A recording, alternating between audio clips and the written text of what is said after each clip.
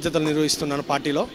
పార్టీకి ఉద్యమం టైం నుంచి అంటే కేసీఆర్ గారు పార్టీ స్థాపించినప్పటి నుంచి ఉద్యమ నేపథ్యం ఉన్న మాలాంటి వ్యక్తులు అంటే మేము ప్రతి ఒక్క కేసీఆర్ గారు కానీ కేటీఆర్ గారు కానీ పిలిచిన ప్రతి ఒక్క పిలుపులకి మేము ముందుండి ఎన్నో కేసులు పెట్టుకొని ఎన్నో కొట్లాటలు చేసి అన్నిటికీ తెగించి మా ప్రాణాలను తెగించి కొట్లాడి తెలంగాణ తెస్తే మా బతుకులు మారుతాయని అనుకున్నాం.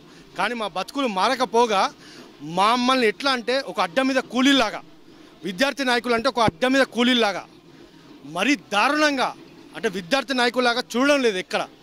అన్న మా పరిస్థితులు ఏంది, మా విద్యార్థి నాయకుల పరిస్థితులు ఏంది, ఉద్యోగాలు వస్తాయి అన్నావు, అదన్నావు, మీకు పదవులు వస్తాయి, మీ భవిష్యత్తు మొత్తం మీరు చూసుకుంటా అన్నావు.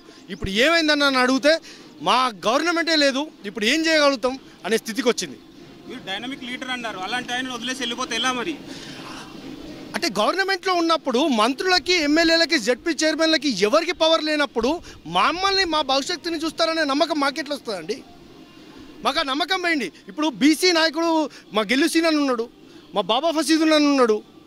వీళ్ళ ఇప్పుడు బాబా గెలుసీన్ అన్నకి వాళ్ళ కాన్స్టిట్యున్సీలో ఇన్ఛార్జిగా ఇచ్చిన బల్కసుమను పోయి ఓడగొట్టే ప్రయత్నం చేసిండు.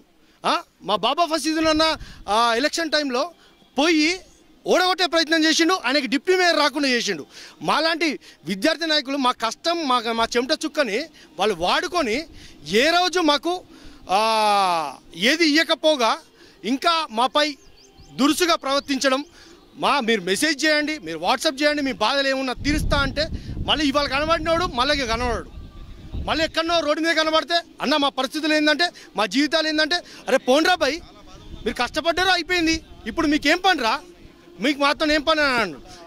ఇప్పుడు మొన్ననేమో మీటింగ్ పెట్టి మన లాంటి ఉద్యమకారులు కష్టపడాలి, పార్టీకి రోడ్ల మీదకి రావాలి, కొట్లాడాలి, కేసులు పెట్టుకోవాలంటే మేమంత పిచ్చోళ్ళమా? అంటే మీరు ఎంతగానో చెప్తే అంతగానో మమ్మల్ని వాడుకొని వదిలిపెడతారా? మాకంటూ ఎథికల్ వాల్యూస్ ఉండయా? కనీసం మాకు రెస్పెక్ట్ కూడా లేదండి పార్టీలో. సో ఫైనల్గా ఏం చేయాలనుకుంటున్నారు? ఏం లేదు, మేము మా విద్యార్థి నాయకులు స్టేట్ కమిటీ కూడా మొత్తం అందరం డిస్కషన్ చేసుకొని ఏదో ఒకటి ఫైనల్ కార్యాచరణ తీసుకుందామని డిసైడ్ అయిపోయాం. ఇప్పుడు మేము పార్టీకి రిజైన్ చేయడానికి రెడీ అయిపోయాం. మా మెయిన్ నాయకులు అందరం రిజైన్ చేసేసి మేము ఒక చాలా పెద్దగా కార్యక్రమం ఒకటి ప్లాన్ చేస్తున్నాం. దానికి ఎట్లా ఏంటనేది మేము ఫర్దర్గా మేము ఆలోచన చేసుకొని చెప్తాం.